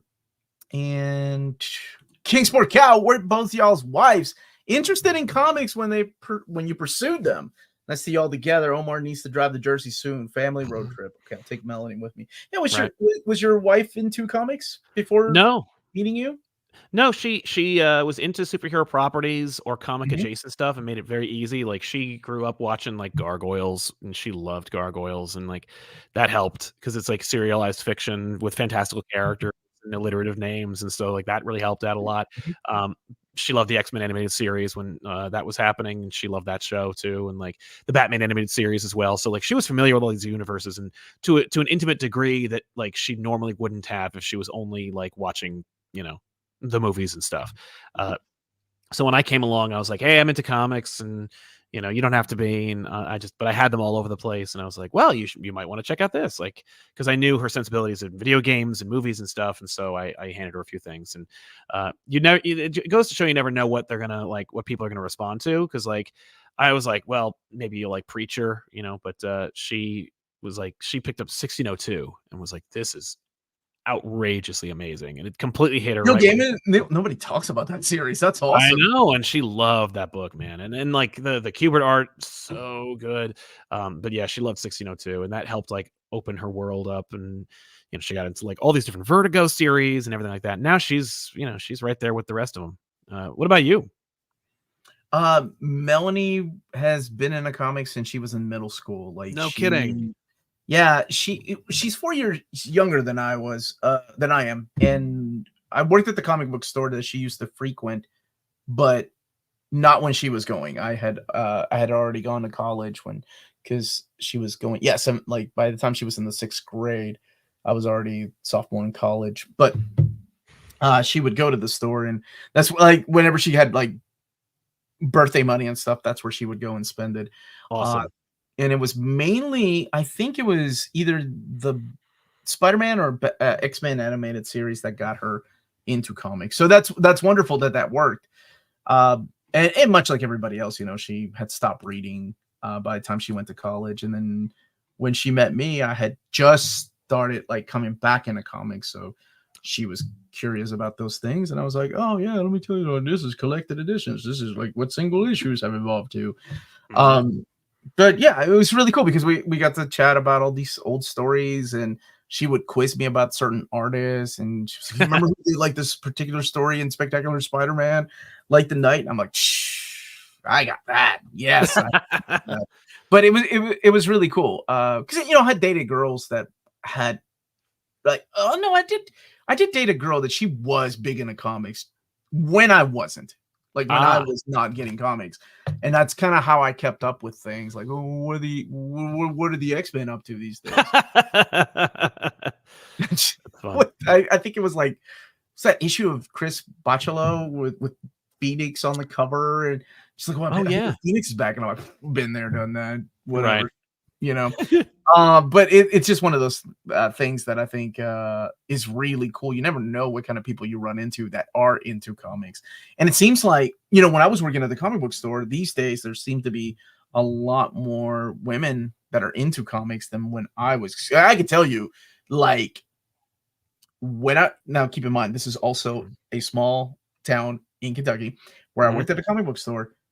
I worked there for 4 years, and I think maybe 10 women walked into that store, not counting moms, but I am counting like somebody's girlfriend or wife. Okay. And then they started doing like Magic the Gathering and things like that.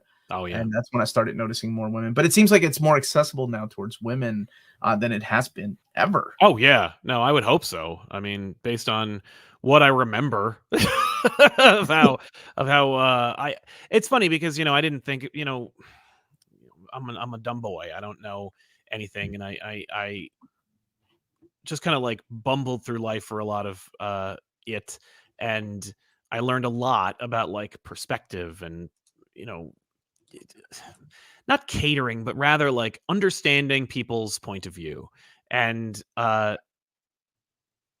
taking inventory of like decisions I made or environments I was in. I'm like, yeah, not a lot of these were conducive to like making women feel comfortable. Not like that I'm like an aggressor or anything, but certainly it was like, oh, that's like I remember the comic book store was not an inviting place for women. It was stereotypically not. It was very stereotypical, yeah, and it was, and it's just like that's yeah, and that's something that needs to change, and not like we need to lose something to change it. These are all like it's all improvement, you know, making it better lit, making people feel more comfortable, making, you know what I mean, like just any of these significant changes that you can make only make the experience better for everybody. So yeah, I'm so glad that like people are thinking about that when it's like, oh, they make up 51% of the population. Maybe we should have always been thinking about that. I think a lot of the movie distributors learned really quick when Barbie came out, right? Oh my God. That's right. We forgot about that target audience. Yeah, we have not been catering to that audience or even really trying to court it in any significant way. And when we do, it seems more like pandering. So maybe we should just try to authentically make movies that people would enjoy, or media for that matter, that everyone, you know, not just men or women, but everyone can enjoy. Wouldn't that be nice? Did you know that Omar in Portuguese means the sea and Sal means salt? Nice. So together we are sea salt. Yes. We're very nice. So Sal, tell me about this project, man. I am so hyped up for you, dude. You have, like, I like to see my friends succeed. And when I saw you make that social media post, I got super excited. And what social media post would that be? What did you say? What are you going to be doing? Oh, I am writing the backup to Dynamite's upcoming Terminator series, which you can find right now on all the preview websites, and you can pre-order the series. But yeah, Declan Shalvey is kind of like spearheading the new Terminator book from Dynamite, and it is drawn by Luke Sparrow. That's their story, which will be continuing in its in single issues.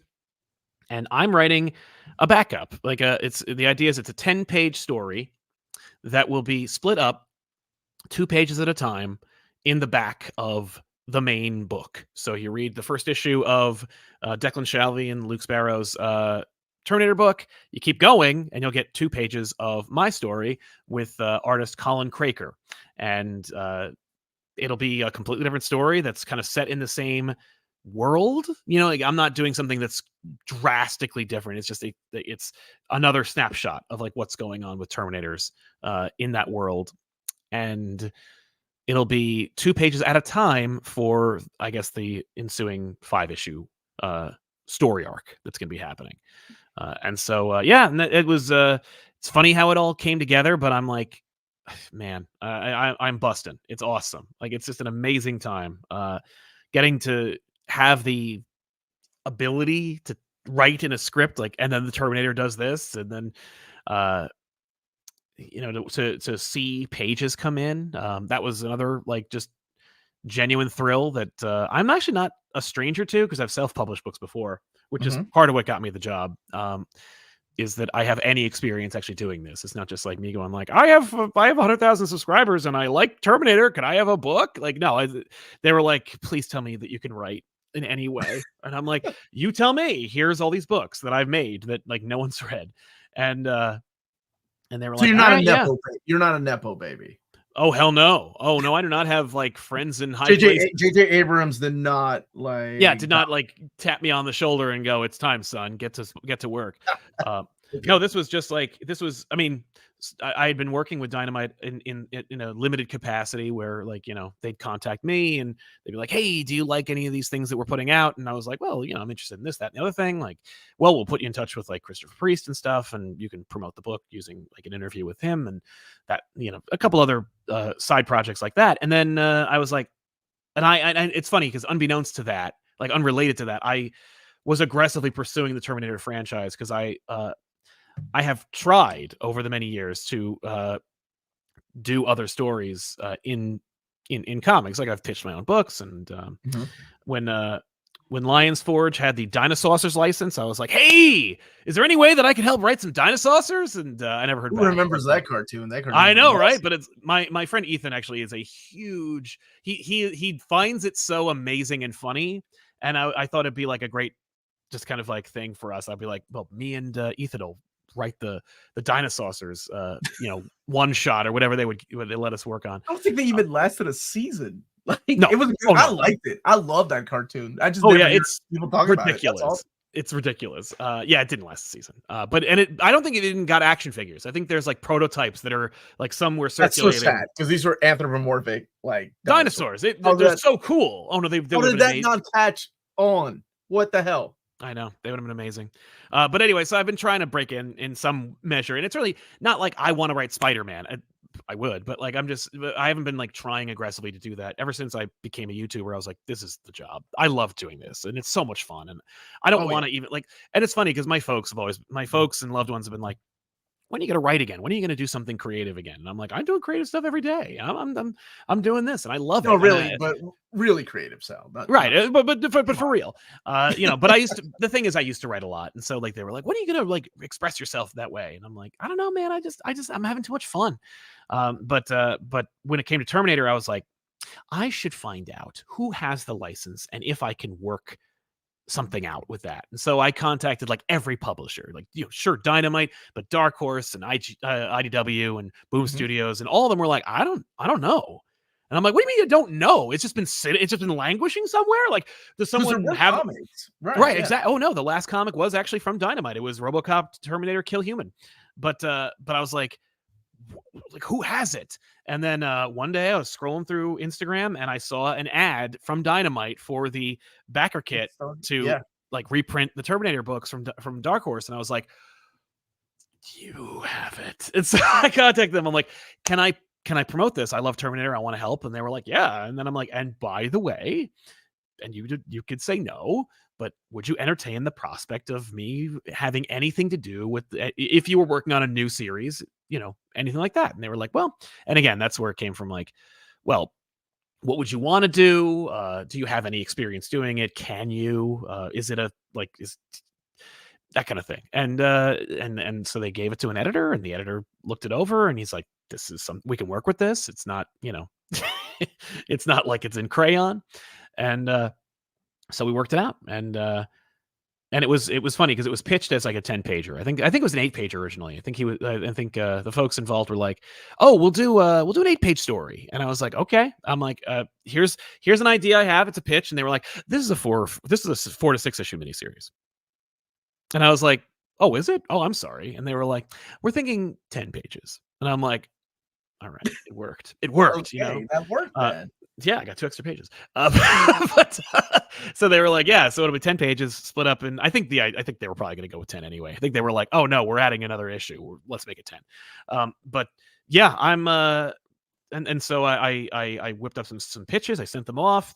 And thanks to my, I have a show with Dark Crisis writer Joshua Williamson on our channel, ComicPop Returns, in which we talk all about comic books and stuff. And I was talking to Josh, and I'm like, he taught me how to pitch and how to write them. And so, I put together some pitches based on Josh's template, and I sent them off, and nobody like sent anything back going like, what is this? Like, thankfully, because like I had like, industry standard like pitch structure, the editor was able to read it and actually like make sense of it. And they were like, I like this one.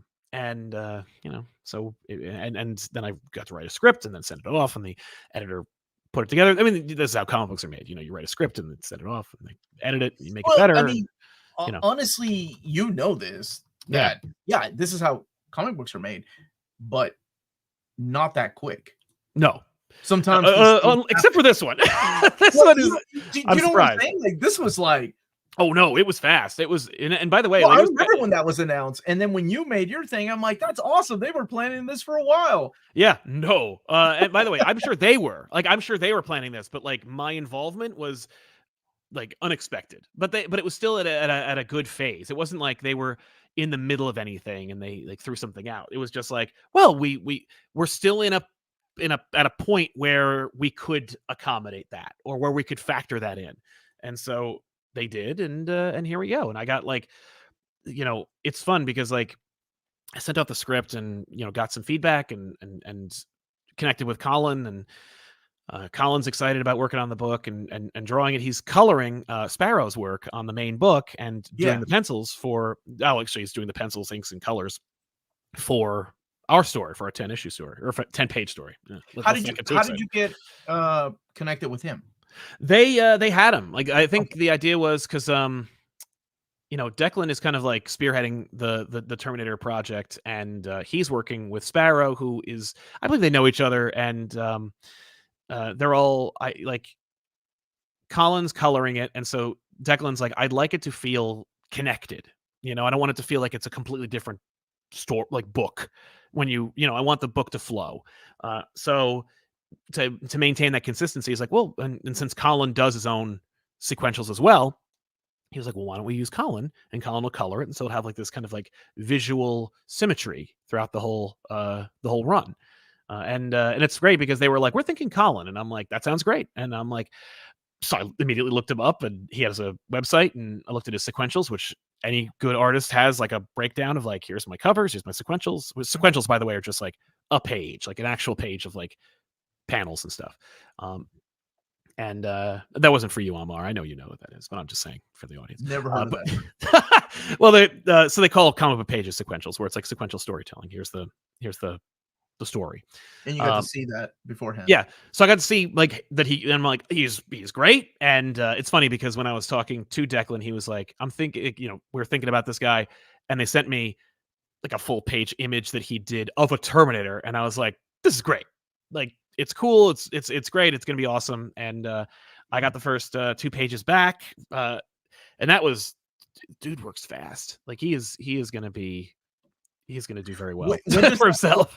When does that first issue come out? That comes out on October 9th. Same day that Absolute Batman comes out, Terminator will also be dropping on October 9th. And actually, if anybody in the audience who pre-orders books would like to make sure they're guaranteed a copy from either their comic book store or from a comic book store that mails books, you can do it up until the 16th. So you have, at the timing of this show, you have about 6 days to pre-order the book before the final order cutoff, where they're like, okay, we're not taking any more new orders in. So if you want to like make sure you're guaranteed a copy, contact your local comic book store, and you could do it one of 2 ways. There's probably a multitude of ways, but the easiest way is to, if you have a comic book store, call them up before the 16th and go, hey, can you make sure that I have a copy of Terminator in my pull box, or set one aside for me? And my story will be in all 5 issues. So you could say, hey, could you reserve for me the first 5 issues of Terminator? And they'll just make sure that you have that, and they'll punch it in the computer, and that'll tell the publisher, like, oh, people want this book. Yeah, and then what happens after like the 5 issues and the sales are dropped by like 2/3? Right. Well, that's this guy Sal to write more of these backup stories, man. I mean, I don't see that happening. I think that Declan's pitch is really, yeah, I hope so. I mean, I hope it, not that I hope it doesn't do well. I hope it does great. Like, I want it to blow up. The hope is that I don't stop. Is that after 5 issues there's another one? You know what I mean? Or whatever. I have no idea, and I don't want to get presumptuous right now. I am incredibly lucky for this opportunity to do this. I'm writing a story that I pitched. It wasn't like I am assigned a story. They were like, well, the editor has this song in his heart that he needs someone else to share. You can write it for them. This is like, no, like, you have a story in your mind, like, let us hear it. So I wrote down 6 different pitches, and not that are completely unrelated to the 6-issue miniseries that I quietly pitched them as well. Okay. And they were just like, yeah, we like this one. And since I pitched all of them, they're all mine. Like, they're all my story. And so I get to, like, no matter what, this is happening. So I'm going to have like a book with my name on it, with my story in it. That's Terminator. Like, for me, that's like beyond what I could have ever imagined for like this life, this career. And I'm incredibly grateful to like Nick and everybody over at Dynamite for giving me this opportunity. I fear hoping for more, but if it sells well and people like it, that's the most important thing for me. Sure, it's impossible to not think about like what could be, but for me, the hope is people buy it and they go like, this was dope. This was dope. Like, this was dope. This was cool. Or like, I really like, man, I wish there was more, or that kind of thing. So let's hope, fingers crossed. I hope people really like it. I know this means very little to you, because we're internet friends, but no. But I am really proud of you because I think appreciate it, man. to me, like, not only do I like to see my friends succeed, but also in the things that they enjoy. Like, it would be different if you're like, oh man, I'm getting my own branch as a branch manager of this bank. I'm like, oh cool, man, that's awesome, Hal or Sal, whatever. Different dimension. Sal's name is right. Earth 2 Sal. Happy for you, but it's different when it's like, oh, it's comics. Oh man, it's a guy that loves comics. It makes me so damn proud of you, man. I'm so happy for you. That does mean a lot to me. You're a smart guy and you have a discerning taste. So it's a nice endorsement. You. Yeah, I like Batman Year 2 and Avengers: The Crossing. But, that means you have now set the bar so high for us content creators that now I have to write a comic book that it can't be the Terminator. It has to be like something like Time Cop or Cyborg Cop. Cop 2, like the comic. Yeah. Oh man, what was the one from the 80s? The Eliminator? Oh. The Eliminators. Yeah, I'll do the Eliminators. Yeah, that'd be awesome. I'll do the 2-page backup Eliminators comic. Yeah. This is, and it's funny because like this is these are dream projects, or at the very least these are like neither of us pitched Spider-Man, right? Like you're not like, oh man, you did Terminator. Well, I hope I got Batman. These are the things that I want. Like I got to do a Terminator story. Unbelievable. But like all of my like aspirations in comics, like if I could do a story, this is one of the 3 or 4 that I have in my like heart, where it's like I've always thought if I could do that, if I could be attached to any property, it would be this. Terminator is one of my top 3 of anything that I could be involved with. And and for it to be comics and blend that love, like that's even more amazing. But yeah, I mean, obviously there's a few others that are, but none of them, like I love Spider-Man. If I could tell a Spider-Man story, they're great. But like before that, I'd rather do something like, like The Tick or something. Tick's awesome, man. That's great. I was underwhelmed by the first issue of Wolverine's Revenge, my first Red Band book. Omar, how do you think Marvel will handle the exclusive Red Band or QR code content for their future omnibuses? I'd like to know what you think about that, because it's an interesting, weird situation, right? So so my wife has the single issues. She actually bought Wolverine. And I keep reminding her that this is the home of collected editions. What are you doing buying all these single issues? Again, there's a reason why I got rid of so many of my single issues. But she's been buying the new X-Men line, and I haven't read, what was the new one that just came out by E-Viewing? I haven't read that one yet. Exceptional X-Men. Yeah. Exceptional X-Men. Yeah, I haven't read that one yet. But NYX was solid. Like, but I knew I was gonna like that one because of Lansing and Kelly. I really like both of those guys. Sure. But I was thinking about what Benjamin just asked, like how are they gonna handle that? Because she didn't know there was a red band version. Oh, interesting. I was like, oh yeah, it's like it comes in a little poly bag. They can't sell it to kids. Good marketing. Yeah. Because if I was a kid, I'd be like, that's the one that I want. Oh like, yeah. Oh my God. I don't want the regular edition. I want the blood.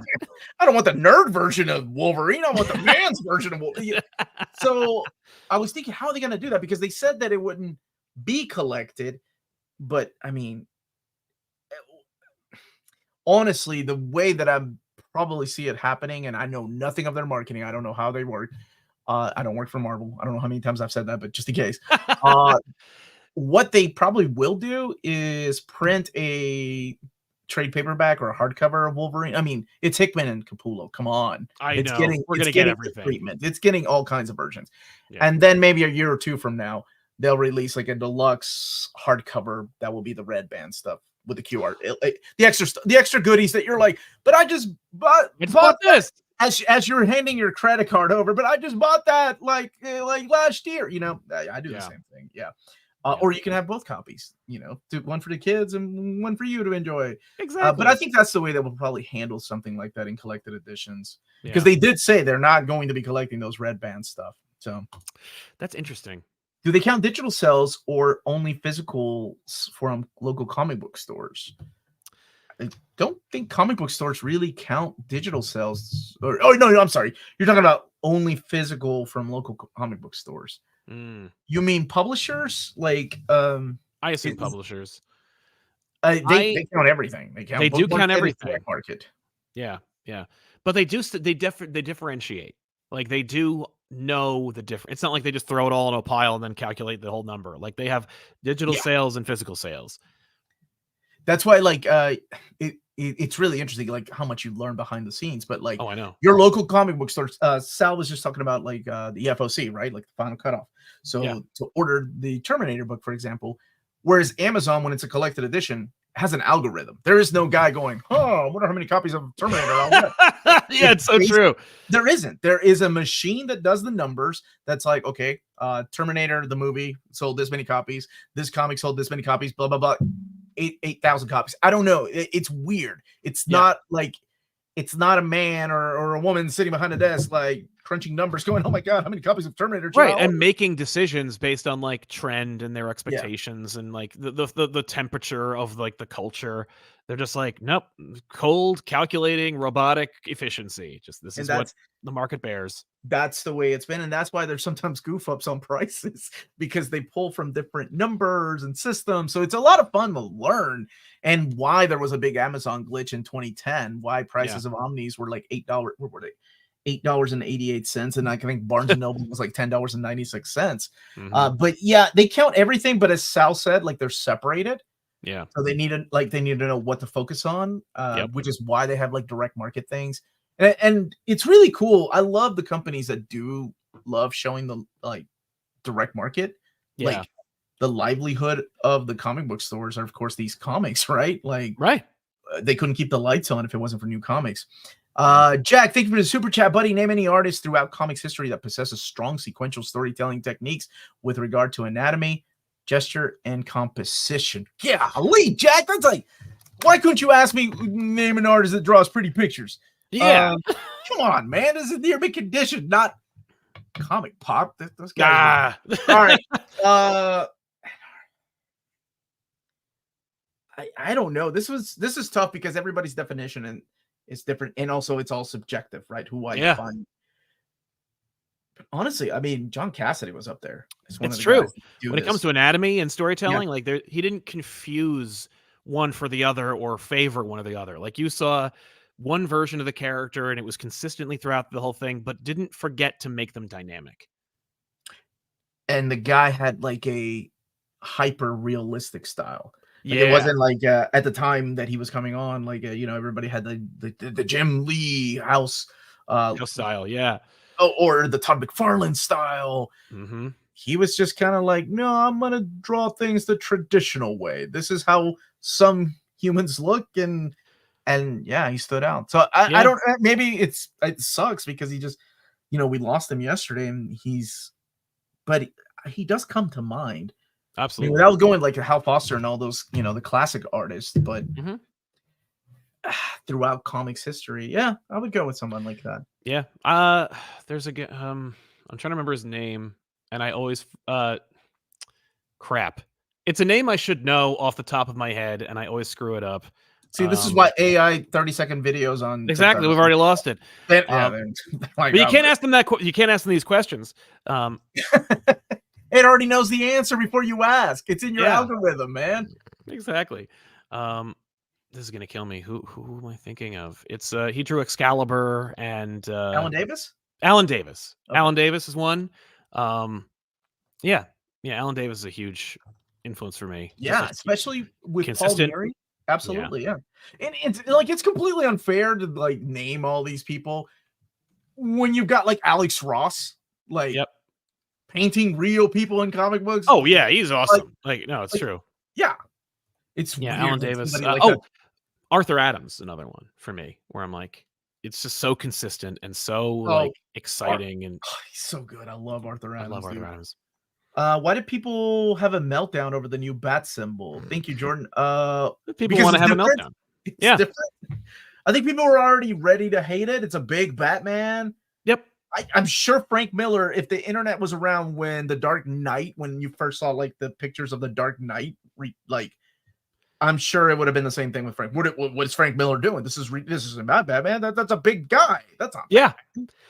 I'm sure. I mean, people wrote letters about how Michael Keaton was going to be the worst Batman in the world. Like, I'm sure people were upset because they previewed that. Like, there are some really fun in-house ads of like promoting Dark Knight Returns as though that wasn't going to be a huge deal. They were like, "Oh, I hope you like this, but here's Dark Knight Returns," and I'm sure people were like, "What? Boo! The Daredevil guy?" Right? Yeah, I think people sometimes come in ready to hate on something, and it's Batman, and it looks different. It doesn't look like your Batman that's in the comics right now. So yeah, it looks cool. Got tiny head and a big body. I'm in, man. It's cool, man. And it's cool. You read it. That's right. I know. It's dope. You read You're it. gonna be excited. Hey Sal, big fan of you doing back issues, and especially the James Cameron Spider-Man treatment. Also, Electro was called Carlton Strand, not Carlos. All right. He was not played by a Latino? No, he wasn't played by anybody. It was a weird, it was like James Cameron's script for the Spider-Man movie before it was untied up from legal situations. Oh, you're talking about like when they were going to make it. That's right. Yeah, because he was going to do it. Yeah. And like the rumor was that like DiCaprio was going to be Spider-Man, and I remember when Wizard magazine was writing all those articles, man. Yeah, I remember. Wasn't it Canon Pictures that actually started building the sets for Spider-Man, and they used this. What did they use it for? Time Cop? I think it was Time Cop, wasn't it? Or no, Universal Soldier 2. I think it's what that makes sense. Masters of the Universe 2, and then the set for Spider-Man was supposed to. That's cool. Oh, I need to watch that now because I love Master of the Universe and how terrible it is. But I love canon. There's actually a great video online that you can find of like canon making like a reel where they're like, it's like everything we're coming out with, and it's gonna be awesome. And Spider-Man's in that reel where they're like, "Oh, was it? That's Spider-Man movie." I've never seen that. That's awesome. I saw the canon documentary. Oh, I need to see that. It's amazing. It's like 3 hours long. It's amazing, oh, no. Especially if you grew up watching canon movies. Mm-hmm. But it answered one of the biggest questions I had, because I remember when I was a kid, I watched not Mission Impossible. What is it called? Now it's me. See, AI. This is where they went. It's a Chuck Norris movies, the series of 3 movies. Missing in Action. Missing in Action. I would never 2.